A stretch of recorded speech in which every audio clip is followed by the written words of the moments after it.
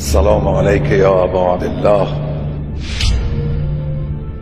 أعوذ بالله من الشيطان الرجيم.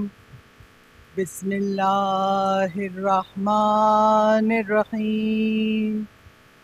الحمد لله رب العالمين بارئ الخلائق أجمعين فاطر السماوات والأرضين والصلاة والسلام على أشرف الأولين والآخرين خاتم النبيين شفيع المذنبين أبي القاسم محمد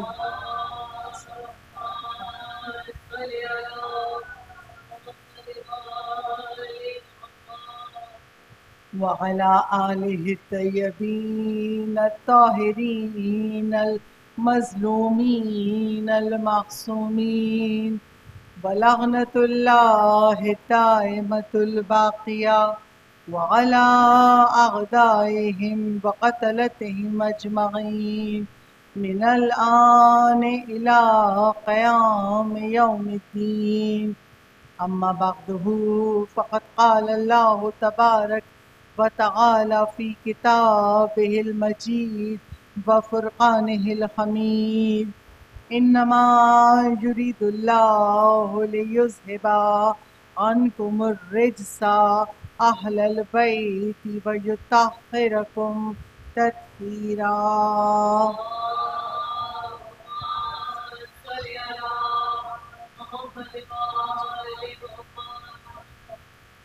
مجلس کی ابتدا میں روزانہ کی طرح آج بھی وقت کے امام کی سلامتی کی دعا سے بسم اللہ الرحمن الرحیم. اللہم کل ولیک الحجۃ ابن الحسن صلواتک علیہ وعلی آبائہ فی ہذہ الساعۃ وفی کل ساعۃ ولیاً وحافظا وقائدا وناصرا ودلیلا وعینا حتی تسکنہ ارضک طوعا وتمتعہ فیہا طویلا. بآواز بلند نعرہ صلوات.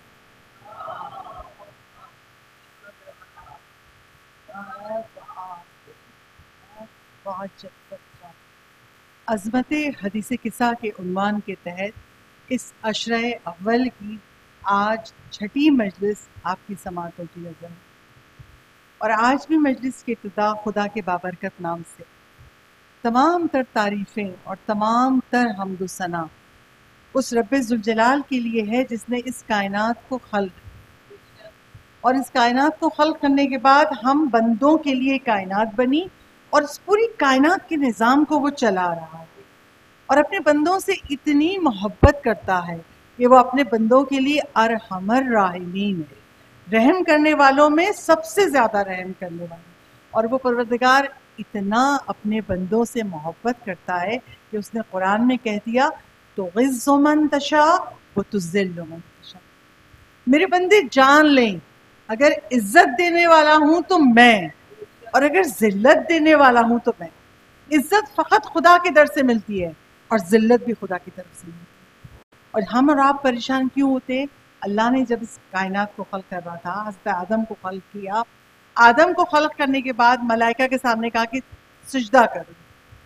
تمام ملائکہ نے سجدہ کر دیا، ایک ابلیس ہے جس نے آدم کے آگے سجدہ نہیں کیا. سجدہ خدا کا تھا، حکم یہ تھا کہ اس کے سامنے کرو، نہیں کیا، سرکشی کی شیطان نے.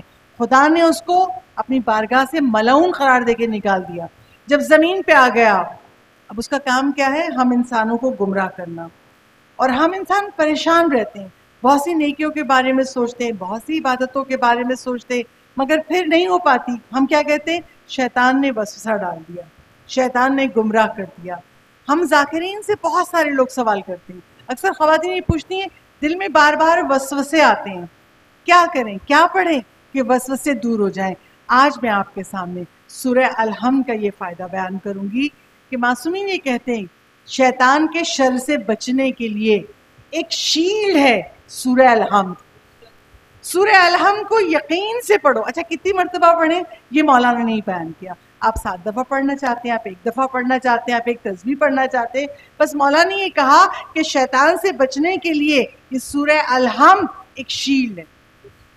یقین سے آپ سورہ الحمد کی تلاوت کریں, آپ شیطان کے وسوسوں سے بھی بچ جائیں گے اور آپ کی شیطان کے مقابلے میں حفاظت کرے گا خدا کی پناہ میں آ جائیں گے. پھر مولائے متقیان علی ابن ابی طالب علیہ الصلوۃ والسلام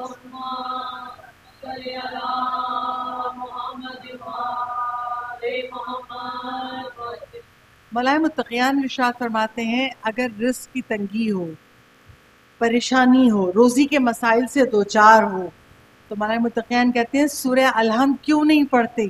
میں نے کل بھی آپ کے سامنے کہا تھا پورے قرآن کی سمری کا نام ہے الحمد. مولا نے کہا تھا جو کچھ قرآن میں وہ سورہ الحمد میں. تو اس قرآن کی سمری کو مولا کہتے ہیں اگر رزق کی تنگی ہے, روزی سے متعلق کوئی پریشانی ہے, ہمیں اپنے جوانوں کو سکھانا چاہیے. بے روزگار ہیں بچے, ادھر انٹرویو دے رہے ہیں, ادھر انٹرویو دے رہے ہیں, نا امید ہو جاتے ہیں. ہم نے بچوں کو سکھانا ہے سورہ الحمد پڑھو, اور الحمد کی برکت سے چاہتے معصومین کا واسطہ دے کے خدا سے مانگو, خدا رزق کے در کھول دے گا, رزق میں برکت پیدا کر دے گا. اچھا روزانہ کی مجلس میں آپ کے سامنے ایک ایک حل پیش کرتی ہوں. آج جو حل میں آپ کے سامنے پیش کر رہی ہوں اس کے لیے معصوم یہ کہتے ہیں اگر کسی کو چھینک آئے, اچھا چھینک آتی ہے تو ہم اور آپ کیا پڑھتے ہیں الحمدللہ. ٹھیک ہے, حضرت آدم نے بھی پہلی مرتبہ چھینک آئی تھی یہی پڑھا تھا. مولا یہ کہتے ہیں کہ اگر چھینک آنے کے بعد ایک مرتبہ سورہ الحمد پڑھ لیا جائے اور اپنے ہاتھوں پہ دم کر کے اپنے چہرے پہ مل لیا جائے تو مولا کہتے ہیں اس کو آنکھ کے درد سے, آنکھ کی تکلیفوں سے اور دماغ کے امراض سے نجات مل جائے گی. اچھا اس زمانے کا مومن تو شاید نہ سمجھ پاتا ہو کہ دماغ میں کیا مرض ہوگا, مگر آج ہم جانتے ہیں دماغ میں کلوٹنگ ہو جائے اسٹروک ہو جاتا ہے, ہاں پیرالائز ہو جاتا ہے انسان, سب دماغ میں. کہا اگر تم چھینک آنے کے بعد ایک دفعہ الحمد پڑھ کے ہاتھوں پہ دم کر کے چہرے پہ مل لوگے تو پروردگار عالم تمہیں دماغ کے تمام امراض سے اور آنکھوں کی تکلیف سے بچا لے گا. بآواز بلند صلوات بھیجیے.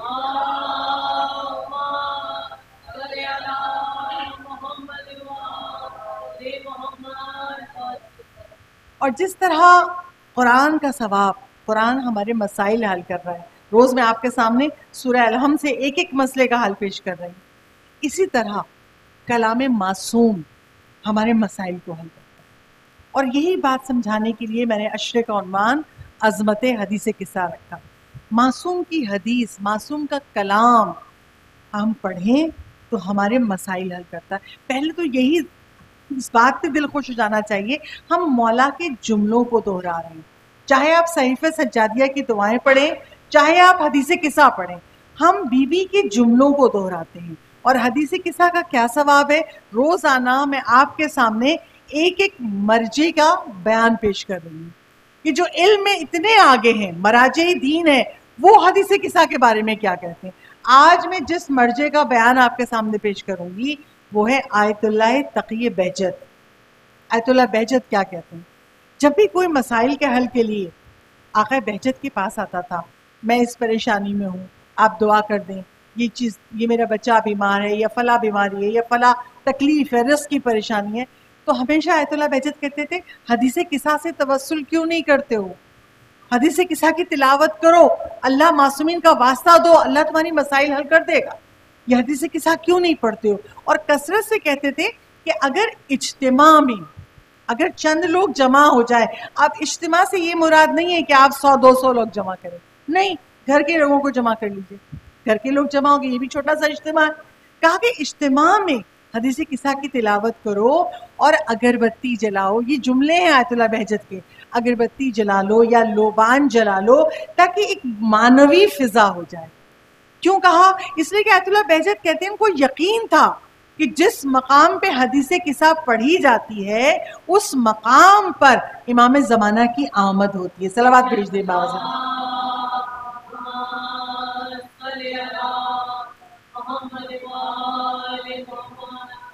اور یہ دیکھا گیا کہ جہاں جہاں حدیث قصہ کی محفلیں ہوتی تھیں، لوگ حدیث قصہ کے لیے لوگوں کو جمع کرتے ہیں، پھر مصائب امام حسین پڑھتے ہیں، پھر گریا کر کے دعا مانگتے ہیں، وہ دعائیں قبول ہوتی ہیں۔ ایک روایت میں آپ کے سامنے پیش کر دوں۔ خانم موسوی یہ قرآن کی ٹیچر تھیں، لوگوں کو تجوید سکھاتی تھی، قرآن سکھاتی تھی، اور بے اولاد تھی، شادی کو کافی عرصہ ہو گیا تھا، اولاد نہیں تھی۔ کہتی ہیں ایک مرتبہ میرے محلے میں، میرے ہمسائے میں سے ایک گھر میں اعلان ہوا کہ یہاں پہ ہفتہ وار حدیث قصہ کا پروگرام ہوگا اور یہاں پہ آپ آئیے، ہم حدیث قصہ پڑھیں گے، سب کے لیے دعائیں کریں گے۔ کہا میں بھی گئی۔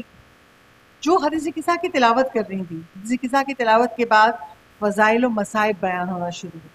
جب مصائب بیان ہونا شروع ہوئے تو میری آنکھوں میں آنسو آئے اور میں نے وہیں اللہ سے مانگا، بار الہا تجھے وارث تطہیر کا واسطہ، میں بے اولاد ہوں، اگر تو مجھے اولاد عطا کر دے گا تو میں 40 ہفتے اپنے گھر پہ حدیث قصہ کی محفل رکھوں گی۔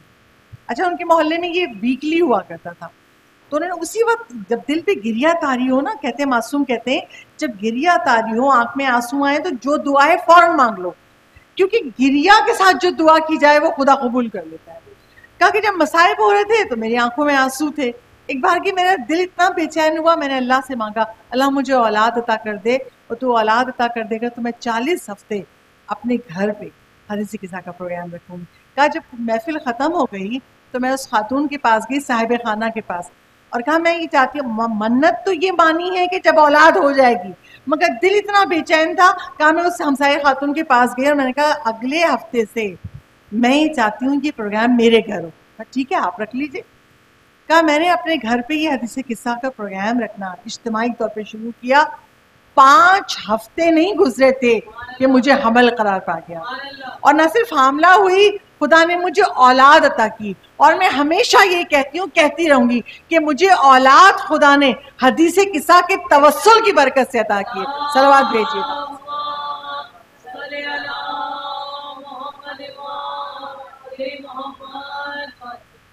تو حدیث قصہ کے معرفت کو ہم جانیں، اور اب ہم جب پڑھیں، میں اسی لیے ایک ایک جملے کا آپ کے سامنے تفسیر پیش کر رہی ہوں کہ اب جب ہم پڑھیں تو معرفت سے پڑھیں، اور خدا کرے وہ وقت آئے ان آنکھوں میں غم حسین میں بہنے والے آنسوؤں کے صدقے میں وہ نور عطا کر دے خدا۔ بصارت تو ہے ہمارے پاس، بصیرت نہیں، خدا وہ نور بصیرت عطا کر دے کہ ہم یوسف زہرا کے چہرے کی زیارت کر سکیں۔ تو بس حدیث قصہ کی برکت سے خدا ہمارے مسائل کو حل کرتا ہے۔ اور کل کی مجلس میں حدیث قصہ کے ذیل میں گفتگو کرتے ہوئے اس منزل تک پہنچی تھی کہ جب امام حسن آئے، پھر امام حسین آئے، زیر قصہ رسول خدا ہیں، آ کے کہتے ہیں السلام علیک یا رسول اللہ، اور رسول جواب کیسے دیتے ہیں؟ وعلیک السلام یا ولدی و یا صاحب حوضی۔ جب امام حسین آئے تو کہا وعلیک السلام یا ولدی و یا شافع امتی، اے میری امت کے شفیع، تم پر میرا سلام۔ جب مولائے کائنات اپنے گھر میں داخل ہوئے، اب حسن حسین اور رسول خدا زیر چادر ہیں، اب مولائے کائنات گھر میں داخل ہوئے تو گھر میں داخل ہو کے کیا کہا؟ السلام علیکی یا بنت رسول اللہ، اے بنت رسول آپ پر میرا سلام۔ میں یہاں آپ سب کو روک لوں، ہمارے معاشرے میں کیا طریقہ ہے کہ جب بھی کوئی گھر میں آتا ہے، روزانہ گھر میں، میں مہمانوں کے آنے کی بات نہیں کر رہی ہوں، میں ان کی بات کر رہی ہوں جو روز گھر میں داخل ہوتے، شوہر، بیٹا، بھائی، جب بھی کوئی گھر میں داخل ہوتا ہے تو آنے والا یہ ایکسپیکٹ کرتا ہے کہ جو گھر کے لوگ ہیں وہ مجھے سلام کریں۔ روایت بن گئی ہے ہمارے یہاں کہ بھئی اگر شوہر آئے تو بیوی سلام کرے، اگر بابا آئے تو بچے سلام کریں، مگر یہ حدیث قصہ ہمیں وہ زندگی گزارنا سکھاتا ہے جو آل محمد نے کہی۔ مولا کائنات کے مولا ہیں، امیر المومنین ہیں، اور مولا جو ولی ہیں، جو وسیع رسول اللہ ہیں، جب گھر میں داخل ہوتے ہیں تو پہلے اپنی زوجہ کو سلام کرتے ہیں، السلام علیکی یا بنت رسول اللہ۔ اچھا، اگر ہم اور آپ حدیث قصہ سے یہ سلیقہ سیکھ لیں کہ گھر میں جو داخل ہو وہ پہلے سلام کرے، تو فائدہ کیا ہوگا؟ جب مرد سلام کرتا ہوا گھر میں گھستا ہے تو اس کے گھر میں خیر و برکت داخل ہوتی ہے۔ جب اس نے گھر میں گھستی اگر بچوں نے دروازہ کھولا تو بچوں کو سلام کیا، یا بیوی نے دروازہ کھولا تو بیوی کو سلام کیا، تو کیا ہوا؟ بیوی کا دل خوش ہو گیا۔ کسی کے دل کو خوش کرنا بھی تو عبادت ہے۔ مگر ہم اور آپ، ہم خواتین ہی نا سپورٹ کرتے ہیں کیا؟ نہیں، ساری دنیا جھیل کے آ رہے ہیں، کما کے آ رہے ہیں، اور کیا کہا جاتا ہے عموماً گھروں میں کہ بھئی بابا آ گئے، اب پن ڈراپ سائلنس ہوگا۔ ابھی تک بہت ادھم مچایا، بہت ہنگامہ کیا، اب بابا آ گئے تو اتنی خاموشی ہو کہ پن ڈراپ سائلنس، سوئی بھی گرے تو آواز آ جائے۔ اور کیا ہے یہ؟ اب لوگ بڑے خوشی، دیکھو اتنا نظم و ضبط ہے ہمارے خانگھر میں، جیسے ہی بابا آتے ہیں خاموشی چھا جاتی ہے۔ میں کہوں ایسا لگتا ہے دہشت کا سما ہو گیا ہے۔ باپ آیا ہے گھر میں، گھر جنت کا ہے، جنت کا نمونہ ہونا چاہیے۔ اللہ نے کہا گھر کو جنت بنا کے رکھو، مگر کیا ہوتا ہے ہمارے گھروں میں کہ نہیں، جو آیا ہے تو بس ایسی فضا ہوگی، خاموشی، بچے شور نہیں کریں گے۔ بچوں کی فطرت ہے بولنا، بچوں کی فطرت ہے کھیلنا۔ ایک روایت چھوٹی سی چند لفظوں میں بیان کر دوں، پہلے بھی بیان کر چکی، وہ کیا کہ آقا حسن زادہ عاملی قم میں رہتے تھے، مجتہد کے مرتبے پہ تھے، اور مسلسل مطالعہ کرتے تھے۔ جب مطالعہ کرتے تھے تو جب گرمی کے زمانے آتے تھے تو شمالی علاقوں میں چلے جاتے تھے، تو تھوڑا وہاں کا ماحول، موسم اچھا ہوتا ہے۔ کہاں جاتے تھے؟ اپنی بیٹی کے گھر۔ اور داماد نے یہ واقعہ بیان کیا، کہا جب آقا حسن زادہ عاملی آئے تو چھوٹے بچے گھر میں تھے، بچے وہی لڑنا بھی ہے، کھیلنا بھی ہے، شور بھی ہے، فطرت ہے بچوں کی، انہیں وہ بچہ کیوں کہا جائے؟ کہا جب شور ہوا اور وہ مطالعے میں مصروف تھے، ایک بار ان کو غصہ آیا اور آگے ڈانٹے، کیوں شور ہو رہا ہے، خاموش ہو جاؤ، بس ایک ہی جملہ کہا اور بچے خاموش ہو گئے۔ کچھ دیر کے بعد آقا حسن زادہ عاملی کو احساس ہوا میں نے غلط کر دیا، بچوں کی تو فطرت ہے کھیلنا، میں نے ان کو اس طرح ڈانٹا، یہ چپ ہو گئے۔ اچھا پھر انہوں نے سوچا میں یہاں سے چلتا ہوں، ان کے دوست تھے حسن الہی طباطبائی۔ اچھا یہ کون تھے؟ جنہوں نے تفسیر میزان لکھی ہے نا، محمد حسین طباطبائی، یہ ان کے بڑے بھائی تھے، حسن الہی طباطبائی، ان کے دوست تھے حسن زادہ عاملی، ان کے گھر گئے۔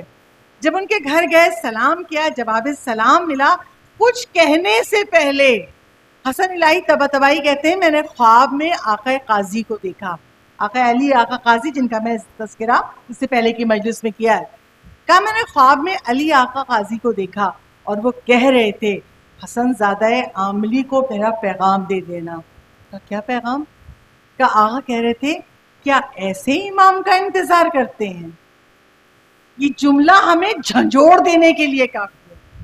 انہوں نے صرف ایک جملہ کہا تھا، خاموش ہو جاؤ، شور کر رہے ہو، اور ہم جب بچوں کو ڈانٹنے میں آتے ہیں کوئی کسر چھوڑتے ہیں کہ جب تک بچہ نہ رو پڑے ہم لوگ مسلسل کیا کچھ نہیں کہتے، ماسی ایک دن نہ آئے اس پہ سارا غصہ نکال دیتے۔ اور کیا کہا آقا قاضی؟ کیا ایسے امام کا انتظار کرتے ہیں کہ اخلاق ایسا ہو جائے؟ یعنی مولا ہمیں دیکھ رہے ہیں ہم کیا کر رہے ہیں، اور یہ کیوں؟ اچھا مسئلہ کیا ہے، ہماری دنیا میں بد اخلاقی کو گناہ نہیں سمجھا جاتا۔ اب وہ عورت بھلے سارا دن گھر میں کام کر رہی ہو، مگر وہ آنے والا مرد سمجھتا ہے کام تو میں نے ہی کیا، تم گھر میں کیا کرتی ہو؟ یہ ہم سب سنتے ہیں، کیا کیا تم نے گھر میں؟ آرام سے بیٹھی ہوئی ہو۔ تو یہ کیوں کہا؟ دیکھیے مولا کائنات، مولا متقیان علی ابن ابی طالب علیہ الصلوۃ والسلام،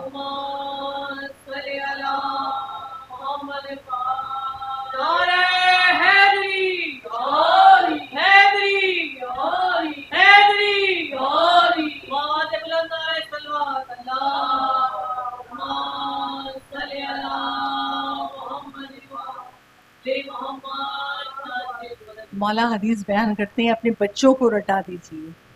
مولا کہتے ہیں المراۃ ریحانہ، عورت ایک پھول ہے، اور پھول کی حفاظت کیسے کرتے ہیں؟ اگر پھول کی حفاظت نہیں کریں گے تو یہ مرجھا جائے گا۔ کہا عورت کے دل کی حفاظت کرو، یہ پھول ہے۔ مگر ہمارے گھروں میں عورت کو عزت نہیں، کیوں؟ قرآن شادی کا مقصد بیان کر رہا ہے، قرآن میں سورہ روم کی آیت نمبر 21 اللہ کہہ رہے وَمِنْ آيَاتِهِ أَنْ خَلَقَ لَكُمْ أَنفُسَكُمْ أَزْوَاجًا لِتَسْكُنُوا إِلَيْهَا، ہم نے تمہارے نفس سے ہی تمہارا جوڑ پیدا کیا، یہ ہماری نشانی ہے۔ اور کیوں پیدا کیا؟ تاکہ تم سکون حاصل کر سکو۔ اب خدا شادی کا مقصد بتا رہا ہے سکون۔ اگر اماں کو غصہ آ جائے یا اگر بچے میں غصہ آئے، بچہ کبھی کبھی بچے بد اخلاق ہو جاتے ہیں نا، تو امائیں پلٹی جائے گی ہاں یہ ہے نا سسرال والوں کا مال, یہ اپنے باپ دادا کی طرح ہے. اور اگر باپ کا زور چل جائے پڑ گیا اپنے نانا اور ماموں پہ. یعنی ہم بد اخلاقی کے گناہ کا بوجھ, ہم گناہ نہیں سمجھتے بد اخلاقی کو, گناہ ہے. اور اس بد اخلاقی کا بوجھ ہم کس پہ ڈالتے ہیں؟ ایک دوسرے پہ. بچہ خراب ہے ماں نے کیا, کبھی کسی نے کہا باپ نے کیا, کسی نے کہا ان کے جینیٹک مسئلہ ہے ان کا. تو یعنی ہم یہ نہیں سوچتے ہم اس کا اخلاق کیسے بہتر کریں. یہ امر بالمعروف کیوں واجب ہے؟ کیا گھر سے باہر کے لیے نہیں, گھر کے اندر بھی دیکھو. اگر کسی کا اخلاق برا ہے تو اس کو اچھا کرنے کی کوشش کرو. اور بد اخلاقی کتنا بڑا گناہ ہے. رسول ختمی مرتبت احمد مجتبیٰ محمد مصطفیٰ صلی اللہ علیہ وسلم, رسول ختم مرتبت کے صحابی, یہ روایت بہت سنی ہوئی آپ نے, آج میں دوہرا دوں. اس لیے قرآن میں سورہ والذاریات میں اللہ کہتا ہے بار بار کا دہرانا مومن کے لیے فائدہ مند ہے. سعد بن معاذ رسول کے صحابی, انتقال ہو گیا, رسول کو خبر پہنچی, رسول گھر پہ آئے, کہا غسل و کفن کا انتظام کرو. اور کتاب میں لکھا ہے, کتاب شرح حدیث کسا میں لکھا ہے جب تک سعد بن معاذ کا غسل و کفن ہوتا رہا رسول دروازے پہ کھڑے رہے. جنازہ تیار ہو گیا, نماز جنازہ رسول پڑھاتے ہیں. مگر جب نماز جنازہ پڑھاتے تو لوگ عجب بات دیکھتے ہیں, جب کسی کی بھی نماز جنازہ رسول پڑھاتے تو پیروں کے بل کھڑے ہوئے, مگر جب سعد بن معاذ کی پڑھا رہے تو پنجوں کے بل کھڑے ہیں. اس کے بعد جب جنازہ تیار ہو گیا, قبرستان جانے لگا, تو رسول کبھی دائیں طرف سے کندھا دیتے ہیں, کبھی آ کے بائیں طرف سے کندھا دیتے ہیں. اچھا لوگوں نے دیکھا جب قبر میں پہنچے قبرستان میں تو رسول خود قبر میں اترے, قبر کو صحیح کیا, جنازہ قبر میں اتارا, اور جنازہ اتارنے کے بعد جو اینٹوں سے برابر کرتے نا کور کرتے, رسول نے کیا. جب رسول اوپر آئے زمین پر دفنا چکے, قبر بن چکی, تو ایک بار ہی سعد کی ماں کے منہ سے ایک جملہ نکلا, سعد تجھے جنت مبارک ہو. ماں دیکھ رہی ہے رسول اتنا کچھ کر رہے ہیں تو میرا بیٹا جنتی تو ہوگا, کہا سعد تجھے جنت مبارک ہو. ایک بار ہی رسول نے چہرہ دیکھا, کہا آپ کیا کہہ رہی ہیں؟ اس وقت سعد پہ فشار قبر ہو رہا ہے. اب جیسے میں اور آپ سن کے پریشان, ایسے وہ صحابی پریشان. اب اصحاب نے سوال کرنا شروع کیا, اللہ کے رسول آپ نے نماز جنازہ پڑھائی, اور جب آپ پڑھا رہے تھے تو پنجوں کے بل پہ کھڑے تھے. کہا اس لیے کہ جو میں دیکھ رہا تھا وہ تمہیں نظر نہیں آ رہا تھا. ہزار ہزار ملائکہ کی صفیں اتر رہی تھیں, اور اتنے ملائکہ نماز جنازہ پڑھنے آ گئے کہ جگہ نہیں تھی, تو میں پنجوں کے بل پہ کھڑا تھا. کہا آپ نے جنازے کو کندھا کبھی دائیں سے دیا کبھی بائیں سے. کہا جبرائیل میرا ہاتھ پکڑے ہوئے تھے, جب وہ دائیں آتے تو میں دائیں آ جاتا تھا. جب وہ یعنی ملائکہ نے اس جنازے کی تشییع کی ہے. اور رسول کہتے ہیں لیکن جب قبر میں رکھا تو اس پہ فشار قبر کیوں ہو رہا ہے؟ یہ اپنے اہل و عیال کے ساتھ بد اخلاقی سے پیش آتا. اب آپ سوچئے ایک چیز آپ کی سمجھ میں آ گئی, اصول دین کیا ہے؟ توحید, عدل, نبوت, امامت, قیامت. عدل کیا ہے؟ اللہ انصاف کرنے والا, اللہ سے بڑھ کے کوئی انصاف نہیں کرنے والا. اگر نیکیاں کی تھی تو جزا ایسی کہ ملائکہ اتر کے نماز جنازہ پڑھیں, جزا یہ کہ رسول قبر میں اتارے. مگر اگر بد اخلاقی کی تھی, تلخ جملے بول دیے تھے کبھی بیوی کو بچوں کو, تو جس کے دل پہ وہ جملے لگے فشار قبر ہوا. اس لیے کہتے ہیں دنیا میں اگر کسی کا دل دکھایا ہے تو دنیا میں معافی مانگ لیں تاکہ ہماری آخرت آسان ہو جائے. اور اگر جس کا دل دکھایا وہ مر چکا ہے تو اس کے لیے نیکیاں صدقہ کیجئے, تاکہ جب اس کو نیکیاں وہاں ملیں گی آخرت میں تو وہ آپ کو معاف کر دے گا. اس لیے کہ خدا عدل کرتا ہے. آج کل ہمارے معاشرے میں کیا ہے, لوگ کے گھر میں راشن ڈلوا رہے ہیں, فلاں کی شادی کر دی, ارے جو میں اتنی نیکیاں کر رہا ہوں وہ کیا اللہ نہیں دیکھے گا؟ اور یہ نہیں پتا آج سے 20 سال پہلے کتنی بد اخلاقی کی تھی. بھول جاتے ہیں ہم, انسان گناہ کر کر کے بھول جاتے ہیں, مگر اللہ نہیں بھولتا. اللہ نے ڈاکومنٹ رکھی ہے, یہ ملائکہ جو ہمارے کندھوں پہ ہیں یہ ہمارے اعمال لکھ رہے ہیں. اب جب مولا کائنات آئے, سلام کیا, السلام علیکی یا بنت رسول اللہ. سیدہ نے جواب کیا دیا؟ وعلیک السلام یا ابو الحسن یا امیر المومنین. اب شہزادی نے مولا کا نام نہیں لیا, مولا کے لقب کے سلام کا جواب دیا, وعلیک السلام یا ابو الحسن و یا امیر المومنین. امیر المومنین علی کو کب سے کہتے ہیں؟ مولا کو یہ لقب کب سے ملا؟ روایتوں میں ہے کہ ایک مرتبہ رسول ختم مرتبت احمد مجتبیٰ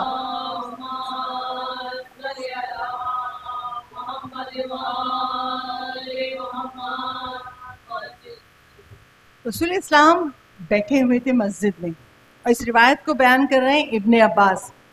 وہ کہتے ہیں ایک بار کی مولا کائنات آئے، مولا کائنات نے رسول کو سلام کیا۔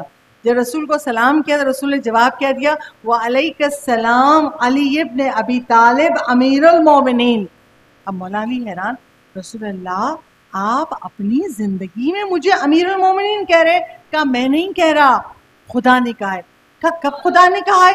کہا کل جب تم مسجد میں آئے تو میرے پاس جبرائیل بیٹھے ہوئے تھے، اور جبرائیل نے جیسے ہی تمہیں دیکھا، کہا اللہ کے رسول جب جنگ بدر تھی، اور جنگ بدر کون سی جنگ تھی؟ مسلمانوں کی پہلی جنگ، 313 مسلمان تھے اور ہزاروں کا مجمع تھا سامنے، اور رسول نے آنسوؤں سے رو رو کے خدا سے دعا کی ہے کہ بار الہ ان چند مسلمانوں کو بچا لے، ہمیں فتح عطا کر دے۔ تو جبرائیل کہتے ہیں جب جنگ بدر ہو رہی تھی، اللہ نے مجھے پیغام دیا، جاؤ میرے حبیب تک پیغام پہنچاؤ کہ وہ امیر المومنین علی ابن ابی طالب سے کہیں کہ وہ صفوں کے درمیان چلیں، اس لیے کہ ان کو صفوں کے درمیان چلتا دیکھ کے ملائکہ خوش ہوتے ہیں۔ تو یہ لفظ امیر المومنین خدا نے کہا ہے، اور رسول کہتے ہیں جب سے میں نے جبرائیل سے سنا، میں نے اس کے بعد ہمیشہ علی کو امیر المومنین کہا۔ اور امیر المومنین کیسے؟ رسول کہتے ہیں علی تم امیر ہو آسمان والوں کے لیے، تم امیر ہو زمین والوں کے لیے، تم امیر ہو جو گزر گئے، تم امیر ہو ان کے جو آئیں گے، تم ایسے امیر ہو کہ تمہارے سوا کوئی امیر نہیں۔ اور واقعاً یہی بات ہے۔ چھٹے امام کو جب ایک شخص آیا، اس نے سلام کیا اور کیا کہا؟ السلام علیکم یا امیر المومنین، امیر المومنین کہہ کے سلام کیا۔ چھٹے امام کھڑے ہو گئے، کہ یہ امیر المومنین مجھ کو مت کہنا، یہ لقب اللہ نے فقط علی ابن ابی طالب کو دیا ہے۔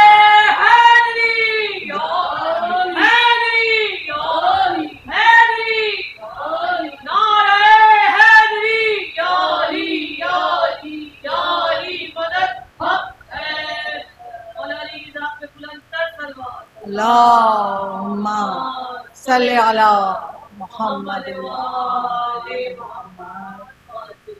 تو علی کو ظاہری دنیا میں لوگوں نے سنا کہ امیر المومنین جنگ بدر میں اللہ نے جبرائیل سے کہلوایا، اور ویسے باطنی طور پہ علی کب سے امیر المومنین ہے؟ رسول کہتے ہیں جب آدم آب و گل کے درمیان تھے، علی اس وقت بھی امیر المومنین تھے۔ امیر المومنین کا لقب فقط مولا علی کے لیے جچتا ہے، اور ہمارا مولا تو وہ ہے، امیر المومنین بھی ہے، امام المتقین بھی ہے، فاتح بدر و حنین بھی ہے، فاتح خیبر کشا بھی ہے، جبرائیل کا استاد بھی ہے، مشکل کشا بھی ہے، زہرا کا شوہر بھی ہے، حسنین کا بابا بھی ہے، اور ایسا مشکل کشا ہے جو صرف اپنوں کی مشکل کشائی نہیں کرتا، غیر بھی آ جائے تو اس کی بھی مشکل کشائی کرتا ہے۔ اور کیسے مولا مشکل کشائی کرتے ہیں؟ ایک روایت کتاب معجزات آل محمد سے بیان کرتے ہیں۔ کتاب معجزات آل محمد میں روایت ہے، ایک مرتبہ مولا گھوڑا ہاتھ پہ مولا کے، اور مولا کوفے کی گلیوں میں گشت کر رہے ہیں۔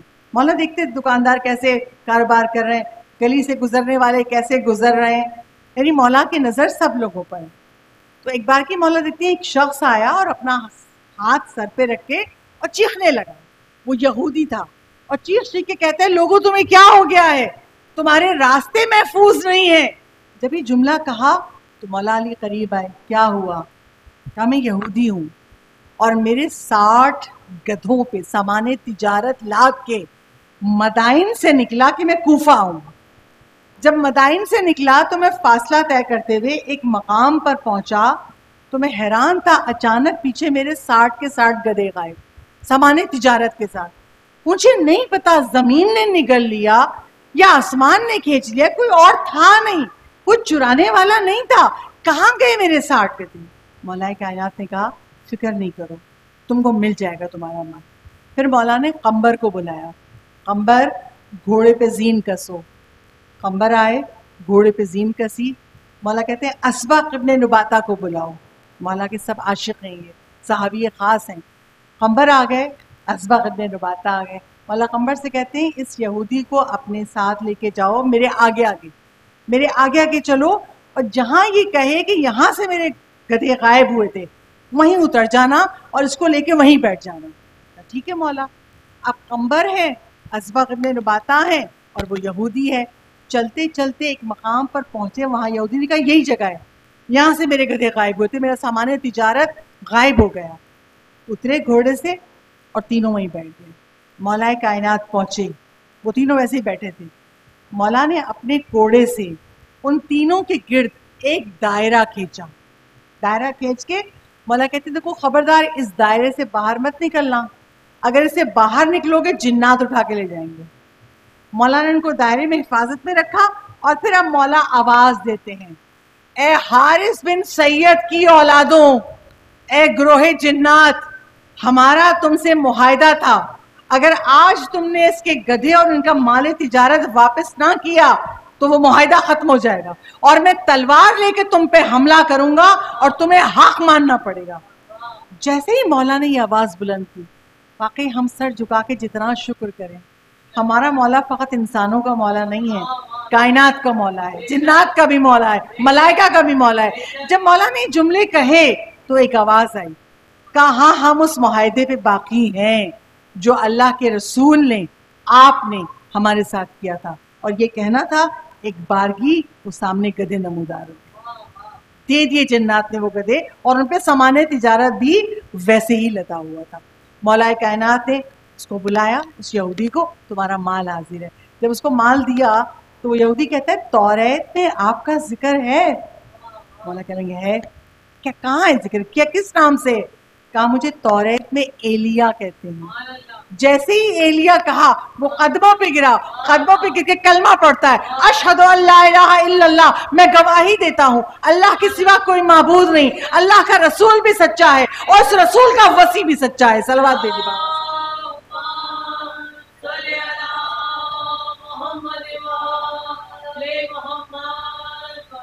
تو پتہ یہ چلا کہ مولا کائنات کو جو امیر المومنین شہزادی فاطمہ زہرا نے کہا میرا مولا امیر المومنین ہے۔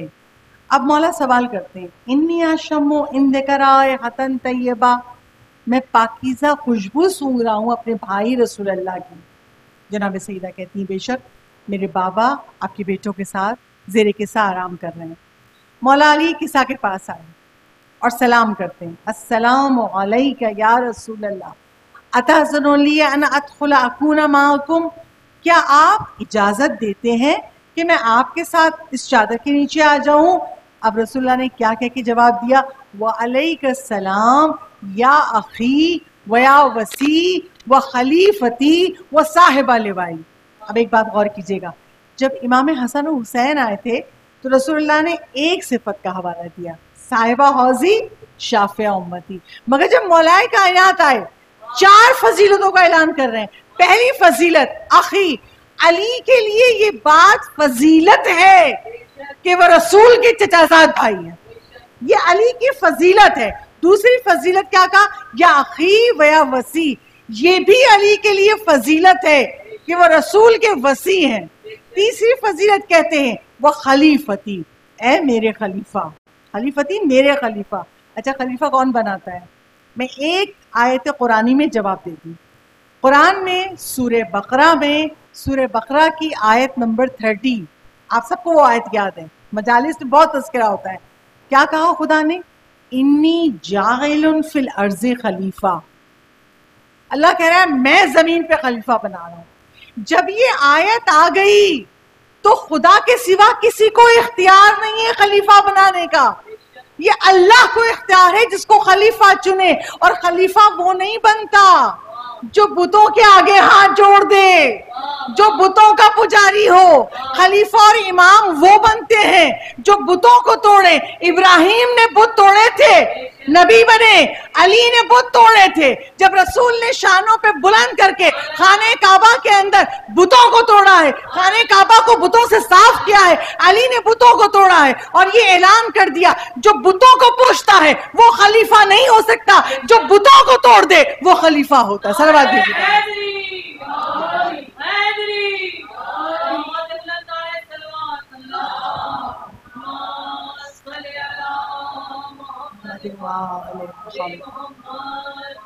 اور رسول نے چوتھی فضیلت کیا گرائی، یا اخی و یا وسی و خلیفتی و صاحب لوائی۔ لوا کیا ہے؟ ہم لوگوں کے لیے سمجھنا بڑا آسان ہے، کیوں؟ لوا کہتے ہیں علم کو، परचम को, ये अलम लिवा है। और रसूल अली को कह रहे हैं साहिबा लिवाई। रसूल इस्लाम की हदीस है, ए अली तुम दुनिया में भी मेरे परचम को उठाने वाले हो, साहिब लिवा हो, और आखिरत में भी मेरा परचम तुम ही उठाओगे।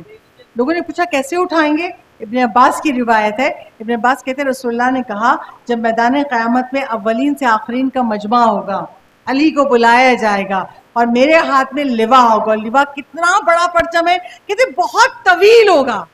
हम जो अलम बनाते हैं उसका एक फरेरा होता है। रसूल कह रहे हैं वो लिवा जो अल्लाह मुझे क़यामत में देगा उसके 70 फरेरे होंगे, और हर फरेरा कितना बड़ा होगा? कहा चांद और सूरज से ज्यादा वसी होगा, चांद और सूरज से ज्यादा चमकदार होगा। 70 नूरानी फरेरे होंगे उस लिवा में। और रसूल कहते हैं जब मैं वो परचम अली के हाथ में दूंगा तो उस परचम के नीचे कौन कौन आएगा? तमाम अंबिया की उम्मतें, तमाम अंबिया उस परचम के नीचे आ जाएंगे। क्यों? इसलिए कि उस परचम से निकल के जहां जाएंगे वहशत होगी, खौफ होगा।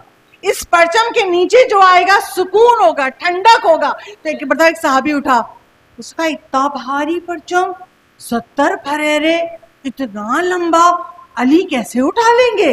रसूलुल्लाह कहते हैं तुम नहीं जानते, अल्लाह अली को क़यामत के दिन जिब्राइल की ताकत देगा, यूसुफ का हुस्न देगा, दाऊद का लहन देगा, और अली उस ताकत से उस लिवा को उठाएंगे। ये अली का लहन है। अगर अली कायनात में ना होते तो जन्नत के खतीब दाऊद होते, रसूलुल्लाह कहते हैं, मगर अली को अल्लाह ने दाऊद जैसा लहन दिया है, जन्नत के खतीब भी अली होंगे। तो साहिबा लिवाई, ये परचम फ़कत अली के पास है। और रिवायतों में रसूल इस्लाम, रसूल खत्मी मर्तबत अहमद मुश्तबा मोहम्मद मुस्तफ़ा,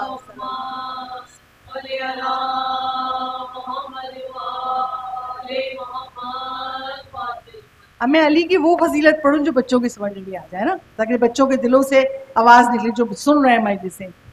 रसूल खत्मी मर्तबत कहते हैं अल्लाह ने मुझको 3 फजीलतें दी, उसमें अली शामिल है, और अली को 3 फजीलतें ऐसी जिसमें मैं शामिल नहीं हूँ।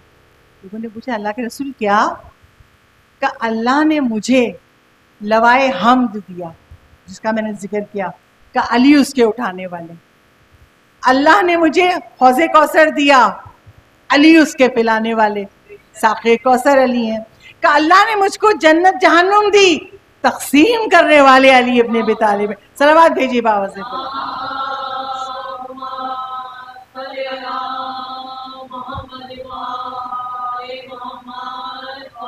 और फिर रसूल कहते हैं अल्लाह ने अली को जो 3 फजीलतें ऐसी दी हैं उसमें मैं शरीक नहीं हूँ। 3 अजीम फजीलतों में अली मेरे साथ है, मगर 3 में नहीं है। अल्लाह के रसूल वो क्या? कहा अली को अल्लाह ने मुझ जैसा सुसर दिया। कायनात में फकत रसूल हैं जो हबीब खुदा हैं। कभी हबीब खुदा के मतलब को सोचना चाहे ना तो बैठ के सोचिए, वो खुदा जो कायनात बनाने वाला है, पूरी गैलेक्सी कायनात में देखिए, रोज सूरज निकलता है, रोज गुरूब होता है, किसके हुक्म से? खुदा के हुक्म से। चांद निकलता है, गुरूब होता है, दरख्त है, पौधे, जन्नात, ये पूरी कायनात जो चला रहा है, जिसको अपना हबीब कह दे, ये मेरा हबीब है। क्या वो हबीब खुदा मैं हूं और मैं अली का सुसर हूं? कायनात में किसी का ऐसा सुसर नहीं है। का अली की 20 ज़ौजा फातिमा ज़हरा हैं, मासूमा हैं, किसी की ज़ौजा ऐसी नहीं है। और तीसरी फजीलत अली के बेटे हसन और हुसैन हैं, कायनात में किसी के बेटे ऐसे नहीं जैसे अली के बेटे। तो अल्लाह ने अली को जो फजीलतें दी हैं, वाकई जो अली कहते थे ना, मेरे खुदा जैसा मैं चाहता हूँ वैसा तू है, मुझे वैसा बना दे जैसा तू चाहता है। और अल्लाह ने ऐसा अली को बनाया, ना कोई अली जैसा था, ना है और ना होगा। सलवात दीजिए बाबा से बोला।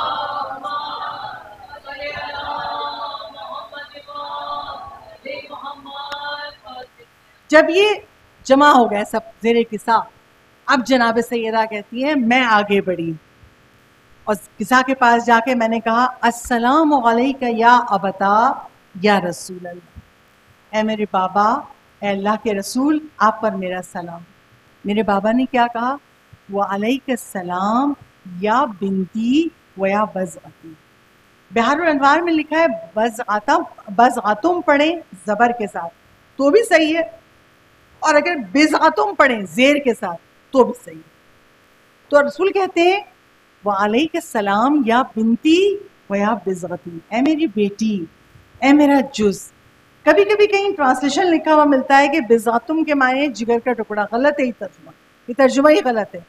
کہا رسول اللہ کہتے ہیں بزعتم منی، فاطمہ میرا جز ہے، اگر میں رسول ہوں تو رسالت کا جز ہے، اگر میں نبی ہوں تو نبوت کا جز ہے، رسول خدا کا جز ہے فاطمہ۔ اور رسول نے کیا کہا؟ من اذاہا فقط اذانی، جس نے اس کو اذیت دی اس نے ہمیں اذیت دی۔ اچھا، حدیث قصہ پڑھتے ہوئے کبھی ہمارے ذہن میں خیال کیوں نہیں آتا کہ ہم اپنی ذات پہ غور کریں، کیا ہم نے اپنے کسی عمل سے جناب سیدہ کو ناراض تو نہیں کیا، اذیت تو نہیں دی؟ اگر جناب سیدہ کو اذیت دے دی تو رسول کو اذیت ملی، اور رسول کو اذیت ملی تو اللہ کو اذیت ملی۔ ہم نہیں سوچتے نا؟ اب سوچئے گا زہرا کو اذیت کب ہوتی ہے؟ جب زہرا کا کوئی چاہنے والا واجبات چھوڑ دے۔ سب سے زیادہ قیمتی ہے واجبات دین۔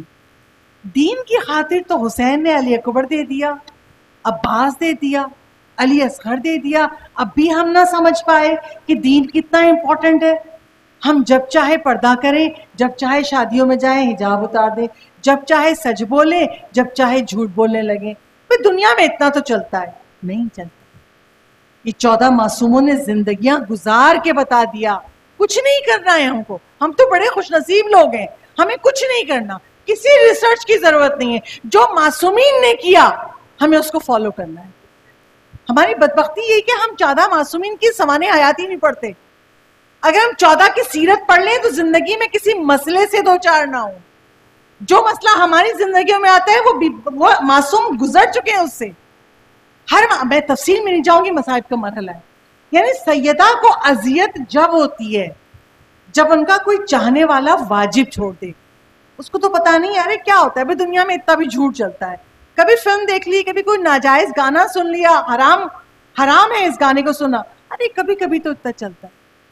اگر خدا نے روز قیامت کہہ دیا ذرا 7 پھیرے لگا کے آؤ جہنم کے، کبھی کبھی تو اتنا چلتا ہے جنت دوں گا، پہلے 7 پھیرے جہنم کے لگا کے آؤ، لگائیں گے ہم نہیں لگائیں گے۔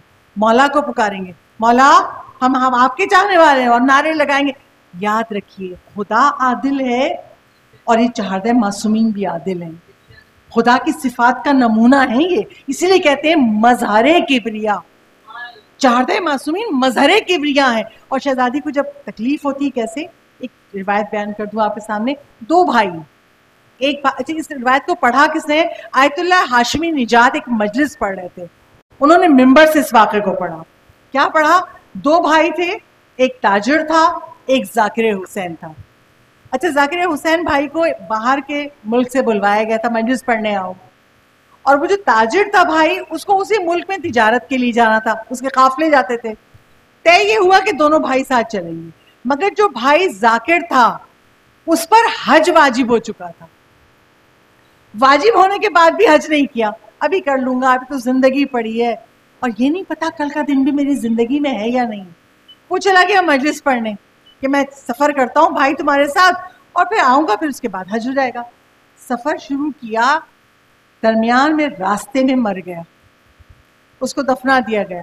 اب یہ اس کا تاجر بھائی پریشان، کیا ہوا میرے بھائی کے ساتھ، ہوا کیا ہوگا؟ حج واجب تھا، اس نے حج نہیں کیا، اہم۔ اور رسول کی حدیث کیا ہے؟ کسی پہ حج واجب ہو جائے اور وہ حج نہ کرے تو وہ مرے گا تو مسلمان نہیں مرے گا، وہ یہودی اور نصرانی کی موت مرے گا۔ ساری زندگی مسلمانوں جیسا نام، مرا تو یہودی مرا۔ اور اس کے ساتھ بھی یہی ہوا کیا؟ کچھ عرصے کے بعد وہ اپنے بھائی کے خواب میں آیا، بھائی نے اس کو دیکھا بڑا اچھا ہے، بڑے اچھے حال میں، کہا تم تو بڑے اچھے حال میں ہو اور تم نے تو واجبات ترک کیے تھے۔ ہاں، جب میری روح قبض کرنے آئے نا ملائکہ تو مجھے کہا کہ تم یہودی اور نصرانی مرے ہو۔ میں کہہ رہا ہوں نہیں، میں ہوں مومن ہوں، حسین کا ذاکر ہوں۔ نہیں، تم ممبر سے پڑھتے تھے مگر تم نے حج نہیں کیا، اور میں عذاب میں تھا۔ میں نے برزخ میں پہلی مرتبہ جناب سیدہ کو بڑے دل سے پکارا، بی بی میں آپ کے لال کا رونے والا ہوں، مجھے بچا لیجئے۔ جب جناب سیدہ کو پکارا تو میں نے دور سے جناب سیدہ کو دیکھا، اور بیوی پوری سیاپوش ہے، چادر میں چھپی ہوئی شخصیت ہے، اور ساتھ میں ایک مولا بھی ہے، مولا کائنات ہے، اور شہزادی مولا کائنات سے کہہ رہی ہے یا ابو الحسن یہ میرے بیٹے کا ذاکر ہے، اس کو بچا لیجئے، یہ بہت تکلیف میں ہے۔ مولا کائنات کہتے ہیں زہرا اس نے واجب چھوڑا تھا، اس نے حج نہیں کیا تھا، میں کیسے اس کو بچا لوں، یہ اللہ کی حکمت کے خلاف ہو جائے گا۔ اب جناب زہرا، دیکھیں زہرا کو اذیت کس سے ہوتی ہے جب ہم واجبات چھوڑ دیں، جناب زہرا اذیت میں، کہا ابو الحسن کچھ کیجئے، اس کو بچائیے۔ تو مولا علی کہتے ہیں زہرا اپنے بیٹے مہدی کو بلاؤ، مہدی زندہ ہے، مہدی کو بلاؤ اور مہدی سے کہو اس کے لیے حج کرے گا، یہ عذاب سے برطرف ہو جائے گا۔ کہ اگلے ہی مہینہ حج کا مہینہ تھا، مولا امام زمان نے اس کی نیابت میں حج کیا اور کہا میں عذاب سے برطرف ہو گیا۔ تو عزیزانو، حدیث قصہ کا پیغام یہ بھی ہے، سوچو ہمارے کسی عمل سے، ہمارے واجبات ترک کرنے سے ہم کبھی اپنی شہزادی کو دکھ نہ دیں۔ جو شہزادی آج تک رو رہی ہے اس کو ہم اذیت نہ دیں۔ اور دکھ یہ ہے مسلمانوں نے سیدہ کو ستایا، جو خود کو مسلمان کہتے تھے سیدہ کا در جلایا، سیدہ کو تماچا لگایا، اور جو غیر مسلم تھے وہ سیدہ کا احترام کرتے تھے۔ ایک آخری روایت اور مصائب کی منزل، ایک مرتبہ جناب سیدہ کے دروازے پر ایک سائل آیا، اور سائل آ کے سوال کرتا ہے میں بھوکا ہوں، میں بے لباس ہوں، مجھے عطا کیجئے۔ ہر ایک جانتا تھا در فاطمہ پہ آ جائیں گے تو ملے گا، اور اس دن جناب سیدہ کے گھر میں فاقہ تھا، کوئی ایسی چیز نہیں تھی جو سائل کو دے سکیں۔ شہزادی نے دیکھا دروازے کے باہر سلمان فارسی بیٹھے ہوئے، اور سلمان فارسی کون ہے؟ جن کے لیے رسول نے سند دی ہے سلمان و منا اہل البیت، یہ ہم اہل بیت میں سے۔ سلمان فارسی جناب سیدہ کے دروازے کے باہر بیٹھے تھے، جناب سیدہ نے دروازہ کھولا، سلمان فارسی کو بلایا، سلمان ادھر آؤ۔ سلمان فارسی گئے، سیدہ نے اپنی ایک چادر سلمان فارسی کو دی، کہا دیکھو سائل کھڑا ہوا ہے، اس میری چادر کو بیچو اور جو ہدیہ ملے وہ اس سائل کو دے دو۔ زہرا سائل کی حاجت پوری کرنے کے لیے اپنی چادر کو بیچ رہی ہیں۔ اب سلمان فارسی کی آنکھوں میں آنسو آ گئے، جو دو عالم کا مولا ہو اس کی زوجہ اپنی چادر بیچنے کو دے رہی، گھر میں کچھ نہیں ہے۔ سلمان فارسی نے چادر اپنے کندھے پہ رکھی اور آگئے مدینے کی گلیوں میں۔ اب زبان سے یہ جملہ نہیں کہہ رہے کہ زہرا کی چادر خرید دو، زہرا کے گھر میں پلے نا، جانتے ہیں علی کے غلام ہیں، جتنا یہ پہچانتے ہیں اہل بیت کو کوئی نہیں پہچانتا۔ کیا کہہ رہے ہیں؟ لوگوں میں ایک چادر بیچنے لایا ہوں، جو چاہتا ہے وہ خرید لے۔ کچھ لوگ آتے ہیں چادر کو دیکھتے ہیں پھر چلے جاتے ہیں۔ سلمان کے کندھے پہ چادر ہے۔ ایک بار یہ ایک دروازہ کھلا اور اس گھر میں ایک یہودی عالم تھا، باہر نکلا، کہا یہ چادر مجھے دکھاؤ گے؟ سلمان فارسی نے دکھایا، دیکھ لو۔ وہ کہتا مجھے اجازت دو گے؟ میرے پاس توریت کے پرانے نسخے پڑے ہیں، میں ان نسخوں سے اس چادر کو ملانا چاہتا ہوں۔ سلمان کہتے لے جاؤ دیکھ لو۔ وہ چادر لے کے گھر کے اندر گیا، چند لمحے کے بعد باہر آیا، کہا ہماری کتابوں میں لکھا تھا آخری نبی کی بیٹی کی چادر بکنے آئے گی، اور جو اس کو خریدے گا اس کو خدا بہت بلند مرتبہ دے گا۔ کہا میں یہ چادر خریدنا چاہتا ہوں۔ سلمان نے ہدیہ بتایا، اتنا ہدیہ دے دو چادر لے لو۔ اب وہ یہودی عالم کہتا ہے نہ میں یہاں ہدیہ دوں گا نہ میں یہاں چادر لوں گا۔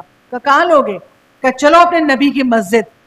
نبی کی مسجد میں آیا، مسجد نمازیوں سے بھری ہوئی ہے، اندر داخل ہوا اور کھڑا ہو کے کہتا ہے ہماری توریت کے نسخوں میں لکھا ہے آخری نبی کی بیٹی کی چادر آئے گی بکنے کے لیے، یہ چادر آئی تھی اور میں نے نسخے سے ملایا، یہ آخری نبی کی بیٹی کی چادر ہے، میں اس چادر کو خریدنا چاہتا ہوں۔ یہ کہہ کے کلمہ لا الہ پڑھتا ہے، مسلمان ہوتا ہے، اور مسلمان ہونے کے بعد سلمان فارسی کو ہدیہ دیتا ہے۔ سلمان فارسی کہتے ہیں لو یہ چادر اب لے لو۔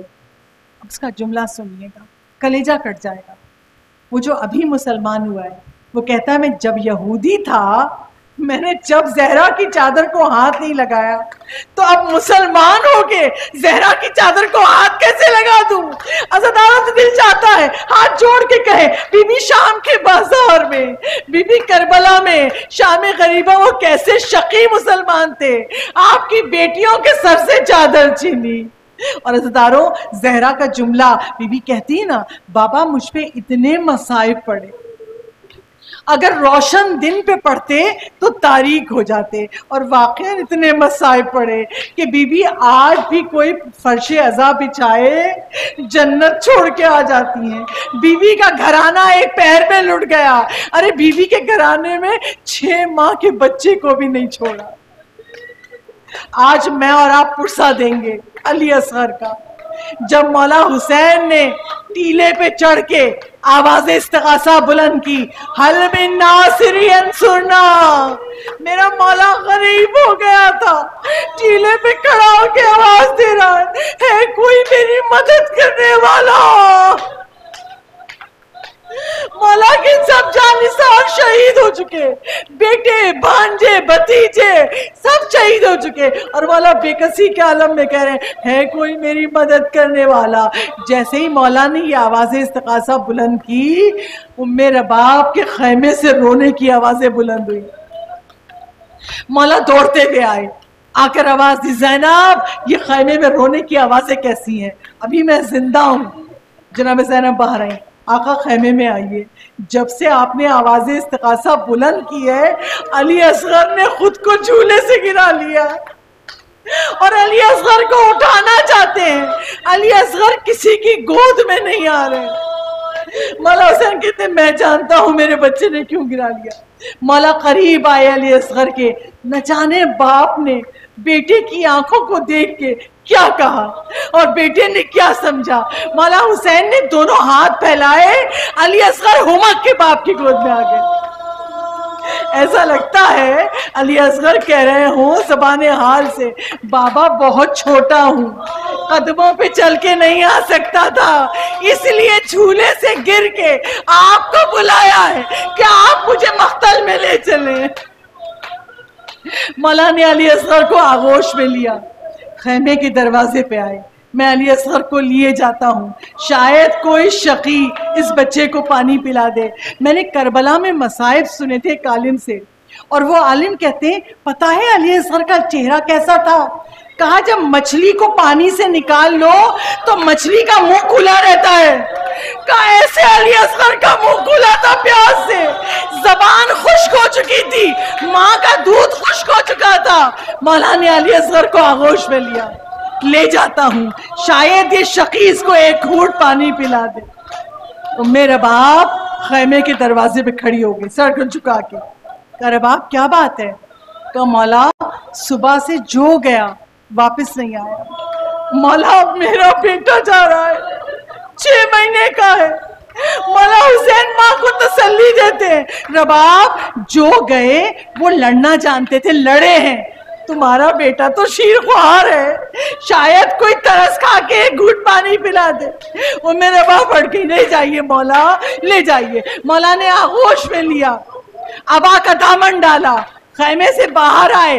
جیسے ہی لشکر یزید کے سامنے آئے، وہ سمجھے حسین نے ابا میں قرآن چھپایا ہوا ہے۔ میں کہوں گی قرآن ہی تو تھا، قرآن ناطق اٹھا کے لائے تھے حسین۔ مولا نے ابا کا دامن ہٹایا۔ اچھا مولا نے ابا کا دامن میں کیوں ڈھکا تھا؟ عزاداروں روز عاشور اتنی گرمی تھی، بچہ پیاسا تھا، حسین کے سینے میں باپ کا دل ہے، باپ دیکھ رہا ہے پیاس کے سبب بچے کا منہ کھلا ہوا ہے، محبت نے کہا میں چہرے پہ ابا ڈال دوں دھوپ نہ پڑے۔ مولا کہتے ہیں اے قوم اگر تیری نظر میں گناہگار ہوں، یہ بچہ تو گناہگار نہیں ہے نا، اور اسلام نے پانی پلانے کا حکم دیا ہے پیاسے کو، میرا بچہ پیاسا ہے، اس کی ماں کا دودھ خشک ہو گیا ہے، اس کو ایک قطرہ پانی پلا دو۔ کوئی نہ بولا۔ جب کوئی نہ بولا تو حسین نے کہا ارے کیا کوئی تم میں صاحب اولاد نہیں ہے؟ میرے بچے پہ رحم کرو۔ अज़दारों कोई आगे नहीं बढ़ा, जिधर कोई आगे नहीं बढ़ा। मौला ने बच्चे को सीने से लगाया, एक बार की उम्र साथ देखता है। लश्कर यजीद में लोग मुंह फेर फेर के रोने लगे। एक बार की उम्र साथ कहता है, हुरमला इख्ता कलामुल हुसैन, हुसैन के कलाम को कता कर दे। हुरमला ने 3 भाल का तीर, अज़दारों 3 भाल का तीर घोड़े की गर्दन तोड़ी जाती है या हाथी की गर्दन तोड़ी जाए तो 3 भाल का तीर लगता है। हुसैन के मासूम 6 महीने के बच्चे के लिए 3 भाल का तीर जोड़ा, तीर चला, अली असगर के हल्क पे लगा, अली असगर बाप की आगोश में पलट गया। अज़दारों मख्तल में लिखा है कितना बड़ा सुराख था, अली असगर के हल्क पे एक सिरे से दूसरे सिरे तक सुराख हो गया, खून का फव्वारा बुलंद हुआ। मौला ने खून को आसमान की तरफ फेंकना चाहा, आवाज आई, हुसैन आसमान पे अगर ये खून नाहक आया कभी बारिश नहीं बरसेगी। मौला ने खून को जमीन पर डालना चाहा, आवाज आई, मौला इस मासूम का खून अगर जमीन पे आया कयामत तक दाना नहीं उगेगा। हुसैन खड़े हैं, चुल्लू में अली असगर का खून है। मौला ने खून अपने चेहरे पे मल लिया, लेके खैमे की तरफ बढ़े। अज़दारों सीने में बाप का दिल है ना, इमामत कहती है बच्चे का लाशा माँ को दे दूं, बाप का दिल कहता है माँ बर्दाश्त नहीं कर सकेगी। 7 दफा आगे बढ़े, 7 दफा पीछे हटे, इन्ना लिल्लाहि व इन्ना इलैहि राजिऊन, रिज़म बिक़ज़ाइही व तस्लीमन लिअम्री। 7वीं मर्तबा आवाज दी, अली असगर को ले जाओ। उम्मे रबा आके देखती है, अबा के दामन को खोल के जैसे ही अली असगर का लाशा देखा, का मौला मुझे नहीं पता था 6 महीने के बच्चे भी नहर कर दिए जाते हैं। अज़दारों एक जुमला मैं पढ़ूंगी, मैंने कभी नहीं पढ़ा। जब मौला ने माँ को लाशा दिखा दिया, माँ से लाशे को लिया, खैमे के पीछे आए, जुल्फ़िकार से कब्र को दी। अरे कभी जुल्फ़िकार से ये काम नहीं लिया था, कब्र को दी और अली असगर को कब्र में डालना चाहा। बार बार हुसैन ने रोते हुए सीने से लगाया, अली असगर की कब्र बना दी, अली असगर को दफन कर दिया। जब रोजे आशूर सब शहीद हो गए, शहीदों के सर काटे गए, शकी कहते हैं एक सर कम है। जालिमों ने कहा हुसैन खैमे के पीछे कुछ छुपा रहे थे। अरे शकी नेज़ा लेके बढ़े, जमीन पे नेज़ा मारते हैं, निकालते हैं, 4-5 दफा किया, एक मर्तबा नेज़े के सिरे में अली असगर का जेल। ऐ उम्मे रबाब, आपके सब्र को हमारा सलाम।